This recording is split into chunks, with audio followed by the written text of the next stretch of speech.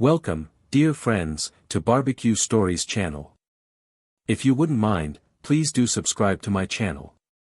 I'm chasing a dream of reaching 10,000 subscribers. Thank you. Now, let's dive into the story. It all began with a text message, seemingly harmless on the surface. "Hey Alex, I think we need to take a pause and reassess things." The words glared at me from my phone screen, cold and impersonal. They were from Rachel, my wife of 6 years. My initial reaction was confusion. She had never been one for dramatics, no screaming fights, no passive-aggressive tendencies. We were, or so I thought, the definition of a stable couple. Sure, we weren't perfect, but who is? When I called her to ask what she meant by pause, her voice was calm, almost eerily so. "Just some space, Alex," she explained. "I'm feeling overwhelmed and I need time to figure things out." I didn't argue.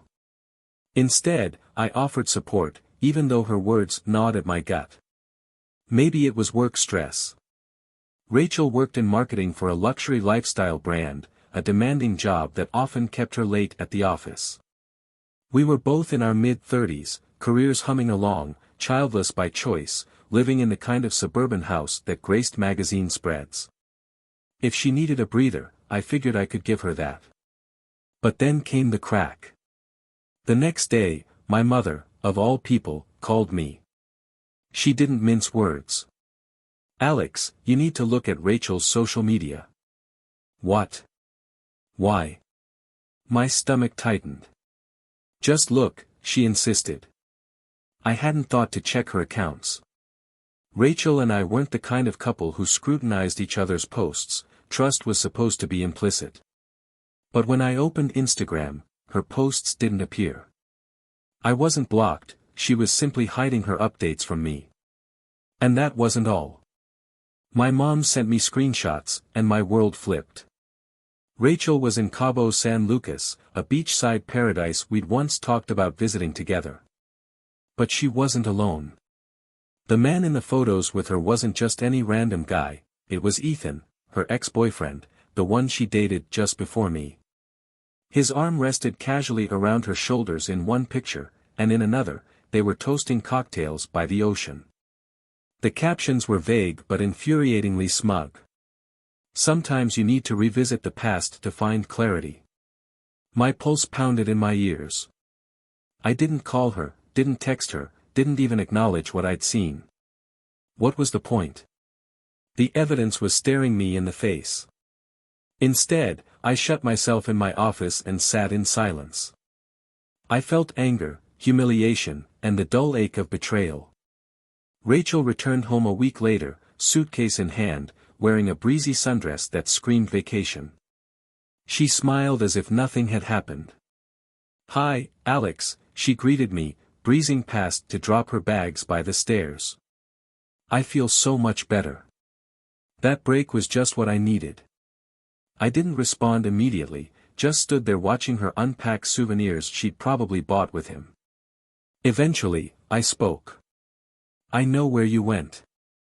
I know who you were with." Her reaction wasn't shock, it was annoyance. She sighed, running a hand through her sun-bleached hair. "I told you I needed space," she said. "You assumed it meant something else. That's not my fault. You went on vacation with your ex, Rachel. It's not like I cheated," her tone was sharp now. "A pause means the rules are different. We weren't technically together." The mental gymnastics she performed to justify her actions were mind-boggling. I didn't argue. Instead, I calmly said, "We're done. This marriage is over." For the first time, her mask slipped. "Alex, don't be ridiculous. It was just a trip. You're blowing this out of proportion." I didn't stay to hear the rest. I left the room, and by the next morning, I was sitting with my lawyer, drafting divorce papers. That should have been the end of it, but it wasn't. Rachel's audacity didn't stop at her betrayal. When served with the papers, she tried to paint me as controlling, emotionally distant, and unreasonable. She even had the gall to demand alimony, claiming her career had suffered because she prioritized supporting me. It was a blatant lie, and it fueled my resolve. Revenge, they say, is a dish best served cold. I decided mine would be served strategically, with precision and patience. It wouldn't just be Rachel facing the consequences, Ethan would have his reckoning too. I wasn't interested in petty games or shallow vengeance. If I was going to respond, it had to count. Rachel and Ethan thought they'd swept their actions under the rug, but they underestimated me. Rachel, with her arrogance, never imagined I would dig deeper into her life. And Ethan, well, he had skeletons in his closet that were practically begging to be unearthed. The first step was quiet observation. People tend to expose themselves if you give them enough rope. Rachel was still working at her luxury marketing firm, where her social media presence was crucial to her professional brand. She had cultivated an image of an accomplished, ethical, and aspirational professional. Ethan, meanwhile, was a self-proclaimed entrepreneur dabbling in consulting gigs that were as vague as his morals. I started with Ethan. A couple of discreet background checks revealed a fascinating trail of lawsuits and financial troubles. He had defrauded a few former clients, stiffed contractors on payments, and most recently been involved in a questionable business venture that had gone belly up. There was a pattern, and it screamed instability. Then came Rachel. I didn't stop at her professional life. I analyzed everything, her work habits, her contacts, even her digital footprint. It wasn't difficult to piece together the story she wanted to keep hidden. She had been funneling some of our shared savings into personal luxuries, things that had mysteriously gone missing from our joint budget. Worse yet, she had been using her company's resources for personal favors, a direct violation of her contract. I didn't confront her. Instead, I built a case. One evening, a week before the divorce was finalized, Rachel came over to pick up some of her belongings. Her attitude was as grating as ever. "You'll regret this," she said casually, sipping the coffee I hadn't even offered her. "You think you're punishing me, but you're just being petty." "Sure," I replied, keeping my expression neutral. She leaned against the kitchen counter, arms crossed, as though she was in control of the situation. "By the way, my lawyer says I'm entitled to half of the house in alimony, so I hope you're ready to negotiate." I nodded, giving her nothing. Inside, I was playing out my plan. The divorce settlement was the final piece of the puzzle. She thought she was walking away with a payday, and Ethan probably expected a piece of it. But I had already set the wheels in motion to dismantle their little dream. The first blow came the next day. Ethan's questionable business practices caught up to him when a former contractor filed a lawsuit against him for unpaid wages. How did the contractor suddenly find the resources to pursue legal action? Let's just say an anonymous donor covered the legal fees. Ethan's finances, already shaky, started to crumble. Next, I turned my attention to Rachel's career. Through a trusted friend in corporate compliance, I anonymously tipped off her employer about her misuse of company resources. The firm launched an internal investigation, uncovering enough evidence to terminate her contract. It wasn't immediate, but within weeks, Rachel was out of a job. Rachel called me after her firing, her tone a mix of outrage and panic. "Do you know what happened? My company is accusing me of misconduct. They said they have evidence, but it's all a mistake." "Sounds rough," I said evenly. "But I'm sure you'll figure it out. You don't understand, Alex. This could ruin me. If this goes on my record, I'll never work in the industry again." "Again, I'm sure you'll find a way," I said, my voice calm and detached. Her frustration boiled over. "You're enjoying this, aren't you? You think this is funny." "Rachel," I said, my tone razor sharp now, "I warned you, actions have consequences. You just didn't listen." That was the last time we spoke directly. The final piece of my plan was the house. Rachel had demanded half, but she didn't realize I had already leveraged her financial misconduct in siphoning from our savings as evidence during the divorce proceedings. My lawyer was brilliant, highlighting how her actions had devalued the marital assets. The judge ruled in my favor, awarding her nothing, not a dime, not a piece of property, not even the alimony she'd hoped for. As the ink dried on the divorce papers, Rachel's perfect life was in tatters. Ethan was drowning in lawsuits, Rachel's professional reputation was irreparably damaged, and I had walked away unscathed, free to rebuild my life without the weight of betrayal. The beauty of it all was how little effort it took on my part. They had built their house of cards, all I did was give it a gentle nudge. After the divorce was finalized, I expected Rachel and Ethan to disappear from my life. But people like them never go quietly. A week later, I received a call from an unfamiliar number. It was Ethan, his voice dripping with misplaced bravado. "Alex, let's cut the crap. I know what you've been doing," he said. "You think you can just ruin people's lives and walk away. You don't scare me." I almost laughed at the audacity. "Ethan, if I wanted to ruin your life, you wouldn't even be on the phone with me right now." There was a pause. I could hear the anger boiling beneath his faux confidence. "You've made a big mistake," he growled. "Did I?" I said, my voice calm. "Let's make something clear, you and Rachel did this to yourselves. You thought you could lie, manipulate, and cheat without consequence. But you underestimated me." He hung up, but his call only solidified one thing: I wasn't done yet. Ethan and Rachel were still clinging to their delusions of power, and that needed to change. The next phase of my plan was subtle but effective: social exposure. I knew that Rachel and Ethan thrived on public perception. Rachel had always been obsessed with appearances, dinner parties, Instagram-worthy vacations, designer clothes. Ethan wasn't much different, constantly networking with people who could elevate his status. Destroying their public image was the next logical step. I started with Rachel. Her former co-workers were already whispering about her termination, but I gave them a little push. I reached out anonymously to one of her colleagues, someone I knew was always hungry for gossip.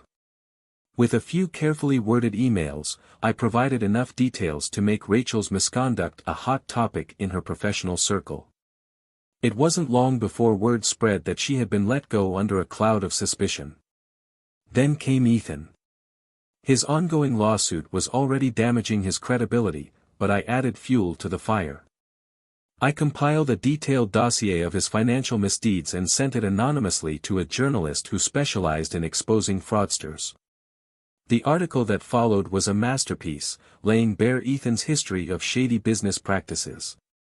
It was shared widely, and within days, his reputation in the entrepreneurial community was in shreds. What I hadn't anticipated was the ripple effect. Rachel and Ethan had been flaunting their relationship on social media, and people quickly connected the dots. Comments on their posts turned sour, and the narrative shifted. They weren't a power couple, they were opportunists who had burned bridges and betrayed people to climb the social ladder. The backlash was relentless. One evening, I found myself scrolling through the chaos on their profiles. Rachel had turned off comments on her posts, while Ethan had gone completely silent. A small part of me felt pity for them, but it was quickly overshadowed by a sense of justice. They had chosen this path, I had simply revealed the truth. But the most satisfying moment came when I least expected it. I was at a local cafe, enjoying a rare quiet afternoon, when I overheard a conversation at the next table. Two women were discussing Rachel. "Did you hear about what happened to her?" one of them said. "She got fired, lost her house, and now she's living with that guy, what's his name?" "Ethan." "Yeah," the other replied. "But I heard he's in trouble too, something about lawsuits and bankruptcy." They laughed, and for the first time in months, I felt a genuine sense of closure. The world had seen them for who they truly were, and I didn't have to lift another finger. Despite everything, I didn't let revenge consume me. It was a chapter in my life, not the whole story. I poured my energy into rebuilding. I focused on my career, reconnected with old friends, and even started dating again. One of those dates turned into something more. Her name was Clara, a graphic designer with a sharp wit and an infectious laugh. Unlike Rachel, she didn't care about appearances or social status. She cared about honesty and connection, and for the first time in years, I felt like I could breathe. When Rachel's name came up occasionally in conversation, Clara would roll her eyes. "Sounds like you dodged a bullet," she said once, and I couldn't help but agree. Months turned into a year, and my life was unrecognizable compared to the wreckage Rachel and Ethan had left behind. Clara and I were steady and happy, and my career had taken off in ways I hadn't expected. I'd moved into a new house, modern, open, and entirely mine. The ghost of my past was a distant shadow. But then, as life often does, it threw one final twist my way. It began with an email from Rachel. I hadn't heard from her since the divorce, and seeing her name in my inbox stirred a mix of emotions, none of them pleasant. The subject line read, "Can we talk?" Curiosity got the better of me. Her message was short, almost desperate.